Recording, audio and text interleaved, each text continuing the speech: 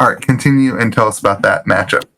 Yeah, so it was a game where I definitely drew a little bit hot. I think I got at least 2 of my Art of Wars off in maybe one turn, a turn off, another Art of War, if not back to back. And I was drawing my plunder runs when I needed them. But I believe the way that I discovered what was in that deck goes something like this. He ends up, I think it was first banishing a red Razor Reflex. So for the rest of the game, I'm like, okay, there are razors here. Let's factor that in. And then I saw a yellow Razor Reflex. I think he pitched that one. And then it was either a banish or a pitch. No, it was a pitch. He pitched a blue Tremor of Irathiel. Mm. And that's where I went, this is interesting. Then he banished red and yellow Tremors as well. And throughout the game, I saw red, yellow, and blue plunder runs on top of it. Wow. So much generic, but his game plan and what I had to deal with was a very Nebula Blade every turn based plan. And like it was a relatively close game, and I ended up being able to eke it out, but I will admit that if I'd had a very average draw, it would have probably been a different game. So the goal there is just to not to go kind of as wide, but just kind of whittle down with like the hit effects and the pitching with the rune chant, and just kind of make you mess up your gameplay as Chain, honestly, right? Like interesting. Yeah, and make you fear a razor every attack that's coming. That's crazy. Yeah, it was a very interesting but good game. Where was he from? Shoot, I don't remember. I feel like I heard somebody in I believe his name was Alex, if I remember right. I believe I heard Tremor Rathiel deck that was coming out of Washington State. If I remember. Oh, okay. Because like I run 2 red Tremor in the calling myself. That was still in my deck. But a number of the New York area players, Joe included, who made it into top 8, seem to have moved away from that in the weeks leading up to it. I still quite like it and used it to great effect, because going back to the how do you get cards out of your opponent's hand as part of your plan, I feel like that card really can get you some blocks that people should not necessarily be blocking because of the surprise extra damage. Interesting. Like, they've taken a bit, they're keeping their cards for their turn, but all of a sudden 6 or 9 ideally between a held off plunder run till the end or a howl into the Irathiel, like, does a lot of work, honestly. Yes, it sucks when you banish it, but I made other adjustments to the deck list that there's not a generic problem in the variants in my list as much as I could. I still have like 31 Blood Debt in the deck. Oh, it's huge. Sean, did you run into anything interesting? Honestly, I did not get the chance. I played a pretty standard chain match. Oh, you know what I did? I played that one. Someone was on the list, Katsu list, that went 17-0 in those 2 RTNs. That was a pretty interesting match. But I didn't face anything particularly spicy. I think game 1 was an Azalea game. Game 2 was that Katsu game. Game 3 was Jacob Burns on Bravo. And game 4 was the chain that had Exaxes. I went into that last turn. I had 2 health, a Sigil and Arsenal, Fate Foreseen in hand, and 3 block 3s. And chain pulled it out. So, you know. Is there was there any concern about Katsu? I felt like Katsu was going to be more represented, and he just didn't seem to. I faced it once towards the end of day 1, but that was the only time. And my usual plan of board as though it's control, just in case, and adjust playstyle based on if it turns out to be aggro, still proved to be good enough to be able to win most games. Yeah, as my testing had been. I think there were just enough dashes and prisms in the meta to where mid-range control Katsu wasn't as viable. And then for me personally, I wasn't concerned about aggro Katsu. I was undefeated on Aggro Katsu until the tournament. I played 3 Aggro Katsus and a mid-range Katsu when I got my RTN win, and I won every single one of those games. And I still think I could have won that game, but it was one of the, so I have a rule when it comes to when in any tournament that's going to go 6 Swiss or longer, you're going to have one game where variance is not in your favor. You're going to have one game where variance is in your opponent's favor, and you're going to have one game where you're going to make a critical misplay and you need to recover. That's like you can. You literally described the 3 key games for me. One of each. And so it's your ability to win a tournament is your ability to overcome those things. And unfortunately, my game against Aggro Katsu was the one where the variance was not in my favor. I have 3 Sink Belows, 3 Fate Foreseens, 2 Sigils, and 3 Command and Conquers in that matchup.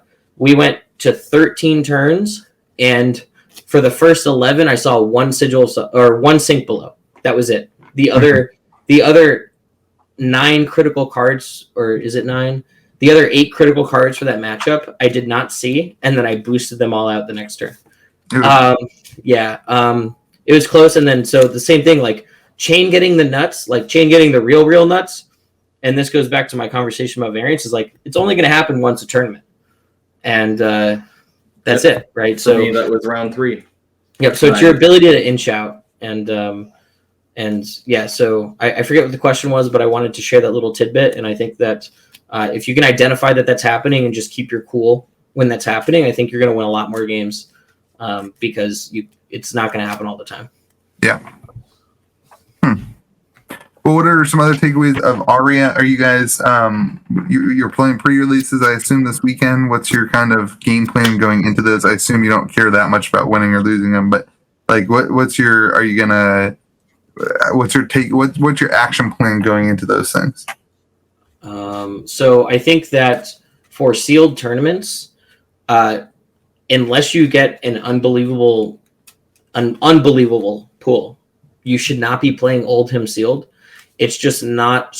It's not able to do enough on a turn that is impactful in comparison to the Lightning heroes, and Lightning being Lexi and Briar. I think those heroes have the ability to do the most unblockable damage because of the card effects.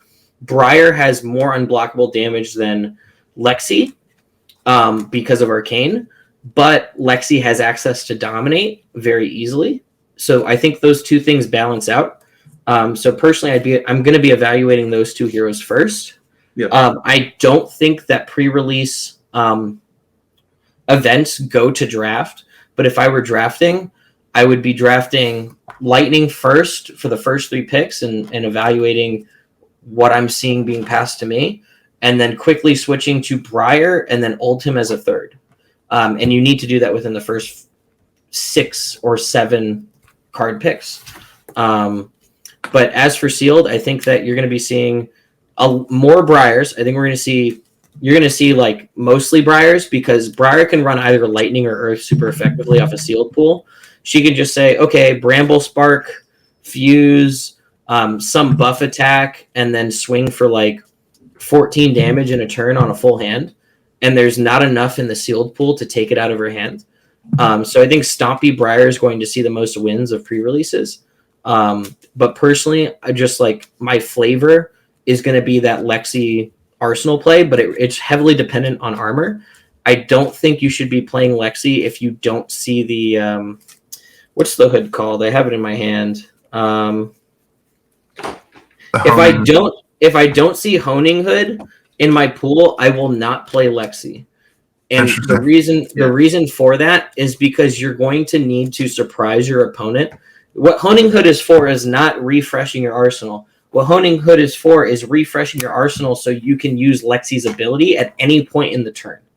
And that will catch your opponent off guard, right? So getting Lexi's lightning ability right off the bat, or, in the middle of attack, applying a frostbite or something, especially on kill, or if you're at 1 health for a blood spill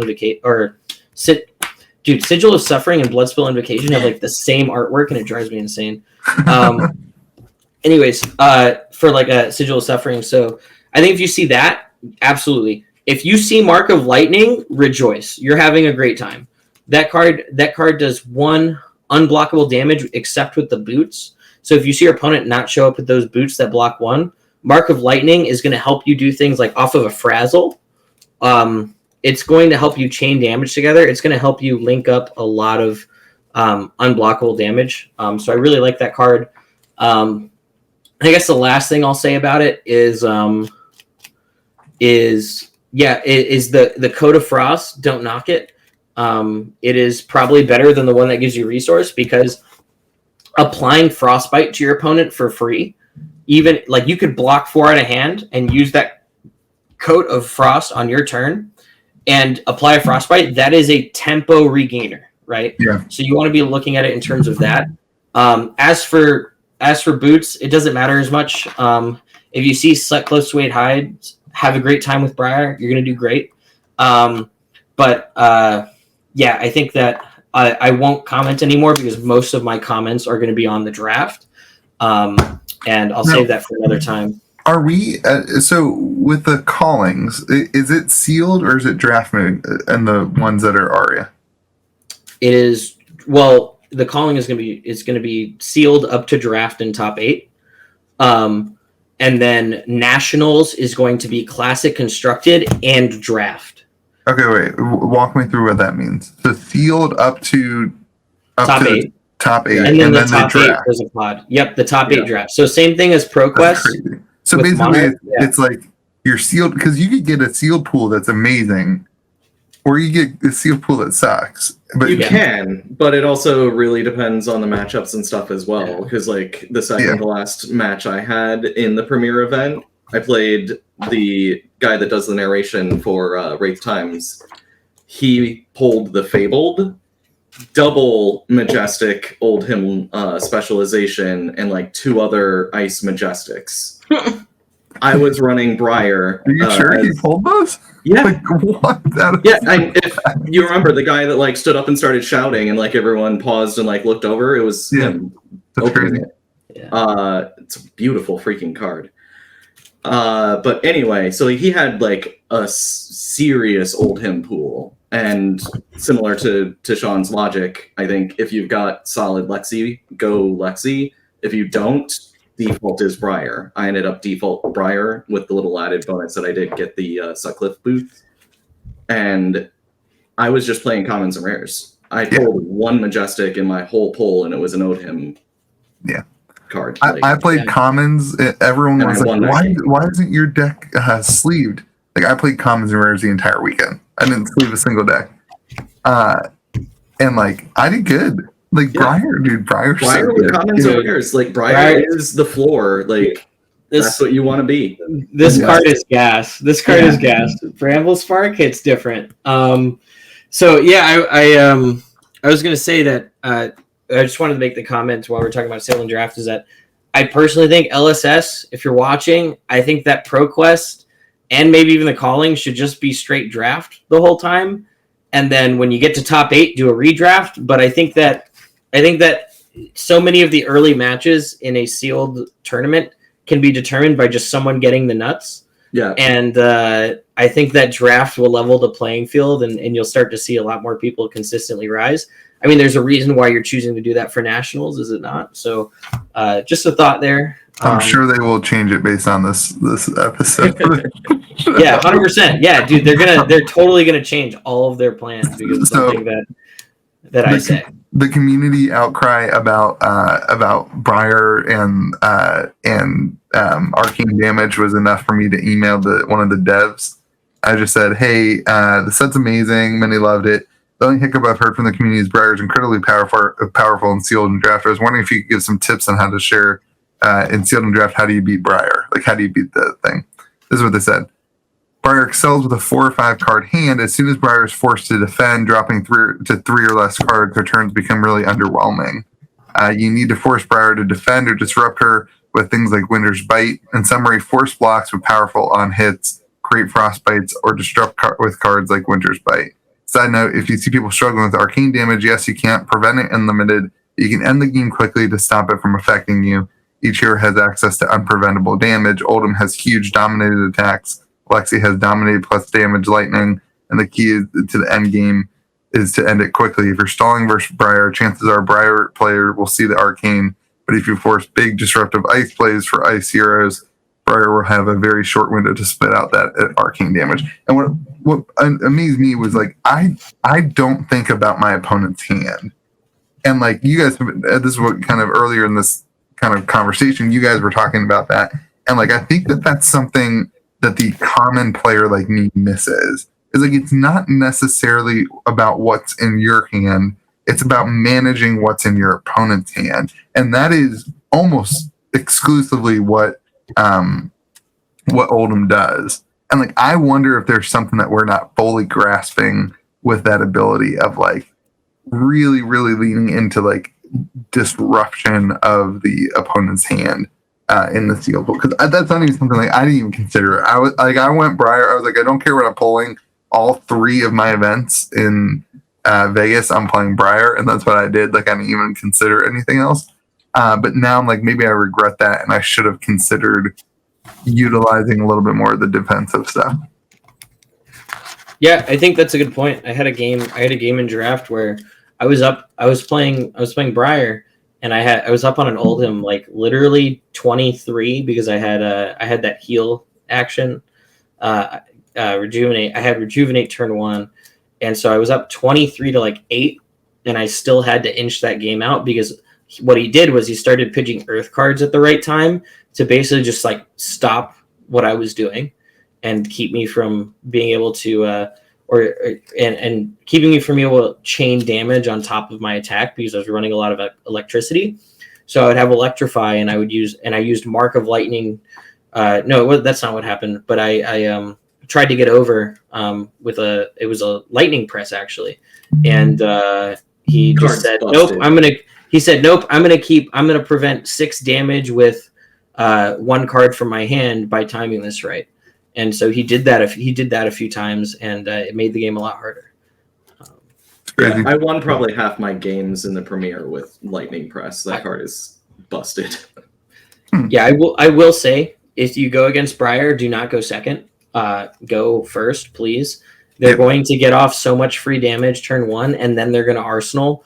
And then if you go to like 16 turn 1, I'm sorry to tell you, but if you don't block, you're in kill range of Briar, like depending on what Briar has. And so you just got to be careful of that. So you're saying against Briar to go what turn? You go first. Go first against Briar. Do not let Briar. I think Briar can set up a hand, man. Yeah, like, but they have to draw into like Bramble Spark. Like 2 Bramble Sparks. So like my Briar build, if I can get 2 0 costs plus a blue pitch plus an attack, it's done. Like you're not going to come back. Like if I can keep that momentum going. Yeah, but I'm reducing the odds that happens, right? So by going first, like I'm forcing you to draw into that and to eat damage or to block and hope you will get into it. Yeah. But if I give you the arsenal, I'm almost guaranteeing that your second turn you're going to have it. I see what you're saying. Yeah. Either way, it's not a huge win. Yeah. Briar's just so good. Yeah. Very random good. Cards off the top are better than the best card from your hand for next turn. I see what you're saying. Yeah. Well, anything else to add about the weekend in Vegas? Anything else you wanted to talk about? Nothing else for this episode. Look forward to a conversation with me and Steven Rodriguez, who went 6-0 in the Tales of Aria Premier event. We're going to be talking we're going to go super in depth on the Tales of Aria sealed draft pool. We're going to talk about what you should be doing going into your pre-release events this weekend. Have they announced the playmats, Louie? Do you know what the playmats are? I do. They are the Tales of Aria ones, aren't they? Just like, yeah, obviously, but like what are the tree one? Oh, yeah. Oh, it's the tree one? Okay, well, if you went to Vegas, you don't got to play that hard for your playmat, but if you didn't, go in your playmat. I might be wrong, but I think that's it. No, I think you're right. So we're going to talk about that. That's going to be coming out. It's probably already out, actually, by the time this releases, but that's it. Yeah, if you haven't seen it and you want to learn more about the sealed pool, stay tuned in Team Kitchen Fable. We're going to be covering the Aria CC meta and the draft sealed meta very heavily, probably harder than anyone has ever covered draft consecutively for Flesh and Blood. We're going to be covering it. So look forward to that. And I think Sean and I are going to start doing a podcast that's going to be more organized than this video was. Yeah. But so be looking for that. That'll probably be on the main channel to help push people to Team Kitchen Fable. But yeah, Chad, anything to add? No, it's a great time. Looking forward to the next one. Yeah. Well, Sean, Awesome. you close it out, buddy. It's your channel now. This part's not on my channel. All right, guys. Thank you for tuning in to Team Kitchen Fable. If you haven't, like, subscribe. Stay tuned for all the stuff we just talked about. And we'll see you in the next one. Peace.